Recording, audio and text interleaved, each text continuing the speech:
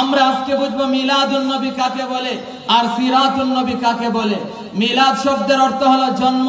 এখানে যদি আন নবী যোগ করা হয়, মিলাদুন নবীর অর্থ হলো শেষ নবী, নবী মুহাম্মদুর রাসূলুল্লাহ সাল্লাল্লাহু আলাইহি ওয়াসাল্লামের জন্ম, নবীজির জন্মের বৃত্তান্তের আলোচনা।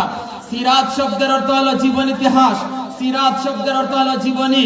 এখানে যদি আন নবী যোগ করা হয় তাহলে সিরাতুন নবীর অর্থ হবে নবী মুহাম্মদুর রাসূলুল্লাহ সাল্লাল্লাহু আলাইহি ওয়াসাল্লামের 63 বছরের জিন্দেগি। আমার পানের বারা, মিলাদুন নবী এটা আলোচনার বিষয়, এটা আলোচনা করা যায়, উদযাপন করা যায় না, পালন করা যায় না, কারণ মানুষের জন্ম জীবনে একবারই হয়। কথা বলেন ঠিক কিনা? আমার আপনার নবীর মিলাদ বরকতপূর্ণ মিলাদ, আমার আপনার নবীর জন্ম বরকতপূর্ণ জন্ম। আমার আপনার নবী যখন এই পৃথিবীতে জন্মগ্রহণ করেছিলেন, এই পৃথিবীতে নবীজির জন্মের আগে এমন কিছু ঐতিহাসিক ঘটনা ঘটতে লাগলো যেগুলোকে সিরাতের পরিভাষায় ইরহাসাত বলা হয়। পূর্ব আকাশে যখন সূর্য উদয় হয়, এর আগে একটা লালিমা দেখা যায়।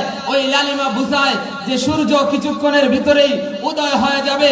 ঠিক তদ্রূপ ভাবে এই পৃথিবীর মধ্যে যখন নবুয়তের সূর্য উদয় হবে, আল্লাহ রাব্বুল আলামিন পৃথিবীর জমিনে এমন ঘটনাগুলো ঘটাইতে লাগলেন। আল্লাহ বুঝাইয়া দিলেন ইতিমধ্যেই কিছু সময়ের ভিতরে আখেরি নবী, বিশ্ব নবী এই দুনিয়ায় আগমন করতে যাচ্ছেন। কথা বলেন ঠিক কিনা? আমার নবীর জন্ম এমন ভাবে হয়েছিল, পৃথিবীর আর কোন মহামানবের জন্ম এমন ভাবে হবে না, কিয়ামত পর্যন্ত হওয়ার কল্পনা করা যায় না। এজন্য নবীর বরকতপূর্ণ আলোচনা এটা আমাদের জন্য নফল ইবাদতের সওয়াব।